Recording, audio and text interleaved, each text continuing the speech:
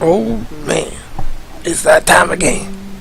I decided to watch all of the Marvel this year, from pools to the grand finals, and now I like it, most of it. This is a car crash. This fucking spam is like the worst. The Morrigan shit is the worst thing in the game. It's not fun. It might be to play. It doesn't look it. It looks like you can just turn off your brain and start throwing them. And to spectate, it's not a spectacle. It's standing there waiting for the microwave to ding, and hopefully the next characters aren't the ones that were on screen before. I don't know. Whatever. And I totally understand why people hate Chris G. Which is, you know, like, he plays a really good game, but he lost. And it's good that he lost, even if it is to Phoenix and to Morrigan. But you know what saved it for me is that throughout the entire run of Marvel pools and whatever the fuck else, is that you'd have this man, the mayor of the world, then come in and save the day and kill everyone. Big pipe! Big pipe! Big pipe! Don't lose! Great, fantastic. I love character because what he does is he chases you till you're in a corner, then tells you to get away from that corner, and then he hits you. It's great. It's like my favorite. It's how I play Rocky. It's like my favorite playstyle in that game. Just chase him into a corner. That character does it naturally because he's bullshit up close. Has a command throw, regular throw, a big pipe. Big pipe! Don't litter! The Marvel is projectiles and rushdown, and those two playstyles clash. Such a dramatic fashion. It just makes a good game. It's just a good show to watch. It's nearly impossible to block pressure in this. So the projectile character is very, you know, very far away. He's getting closer right now. Joel Kevin's getting stuck in the corner. Good break. Shin! And just like that, we got a match. They are on the other side of the screen doing whatever they can not to touch it. They are like triangle dash range because that is the biggest nightmare. Like, it's near impossible to block pressure in this, but it's easy to make it with the mobility, and the projectiles have to be strong because the mobility is so good. It's a good check and balance to itself. Do you know what I mean? So this being the first time I got into Marvel 3, and it's the second to last. Well, it's basically the last. It's the end. It's the last English-speaking tournament. It's the last tournament where we're going to see all the big players all together, all being gay. But luckily there's like 3 years or 4 years worth of videos. Kane! I think it's great. I think it's hilarious. But it's all going to come to an end when Marvel vs. Marvel Infinite comes out. I like how I've done that with the name and made it so it abbreviates to Marvel Infinite. So it looks like Capcom has nothing to do with it, and they can just go, yep, it's not our shitty game. I think the art style is a weird one to criticise when it comes to Marvel vs. Capcom. But the MVC3 style is just the Luma key turned to be harsher to shadow. Like, the shadow is black, that's what happened to it, rather than shadow.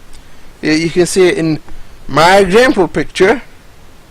If you just apply this to the characters of the background and not the background, it looks like that. And here's another one. There's another one. Da-da-da-da-da-da. And here's one that looks like it's cell shaded, but it's not. Whoa! And I don't know how I did that one. You'd have to. It's like Luma. It's two pictures. One has the Luma key set to remove things, and the other one is the set to remove things, but it's inverted or something. I don't remember. I don't have it up, but if I had it up, I could tell you. But it's something like that. And this is just Luma key. This is just less harsh Luma key. It looks like a Call of Duty game, this one. Yeah, it's easy. I hate that about learning to edit and learning to do the effects on things. It ruins the mystery of everything. But you know what doesn't ruin the mystery of everything? Seeing the shitty fucking VCI win screens. Because these are the worst things I've ever fucking seen. AAA title, that's what this is. It's crazy.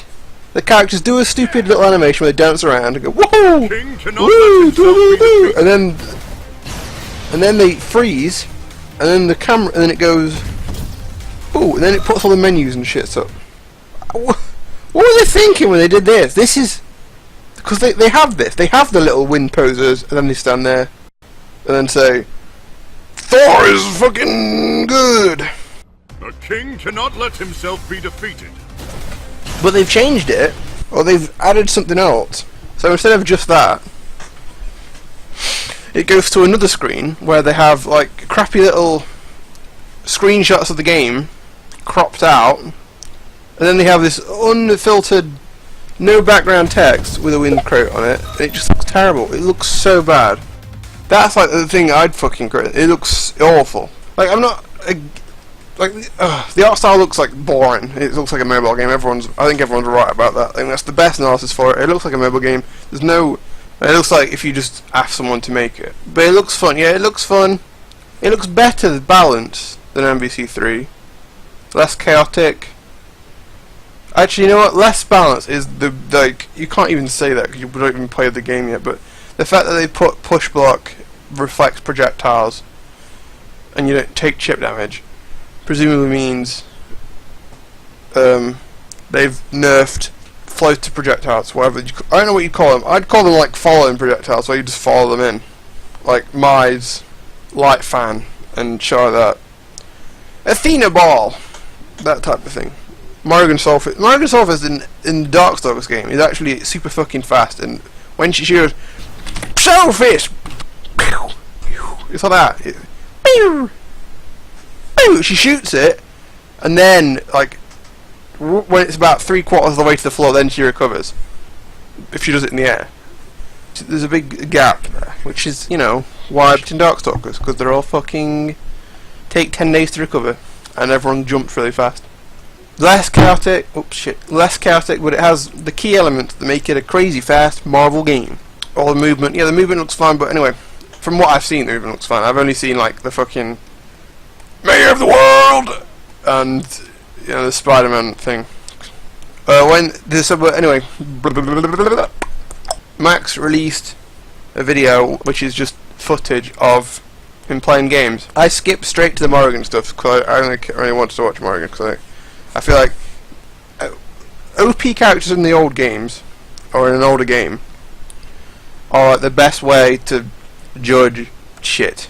And this guy plays it like he's trying to play Morrigan in fucking Marvel 3, so he tries that crap.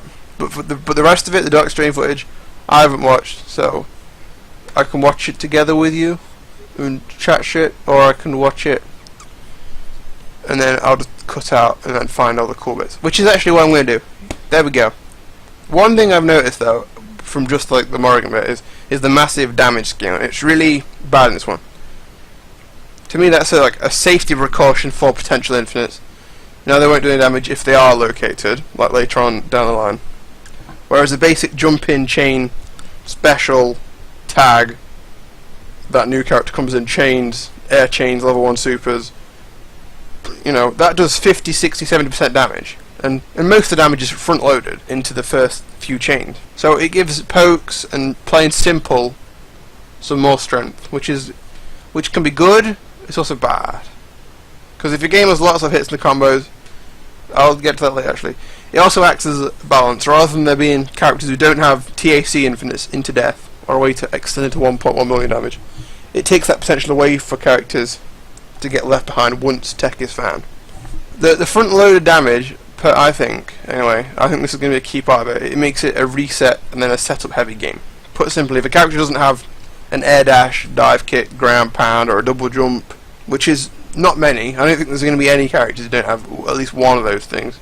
But anyway, think about it this way. After a ground chain, launch air chain without the slam. So that's just launch, 1, 2, 3. Wait, you do a good 30% of their health. And now, you put them in a pretty dire spot where they'll recover in the air and just float to the floor gracefully, ready to be hit again. But if you think about it, you've got a whole fucking 1.5 seconds to get into a position to get set up a meaty fucking cross up high, jumping in high, low, throw, everything. Meaty command throw, a lot of stuff. Just ground chain special, tag. On block as well, that might be enough on block to potentially fuck with people. I think that they might be able to just raw tag out of it once they recover in the air, and if they both don't get hit, they'll be fine. Or they could use their function stone. But I'm pretty sure every character will have some way to air dash, dive kick, ground pound, double jump out of that situation. I feel like there's no way in a Marvel game in 2017 that won't be the case. But I don't know, maybe not. But if I was to lab this game seriously, I'd look for places you can get good resets into ambiguous left, right, whatevers, and also because of the character's mobility in the air is presumably limited. Like they'll either have a dive kick or a slam. If they have like a float or an air dash, well, they have to come down one day, you know. Then you could be there waiting for them. Especially if they're in the corner. If they're in the corner and they recover in the air like that, you get like a perfect spot to just dash backwards and like 50-50 read it, kind of, something like that.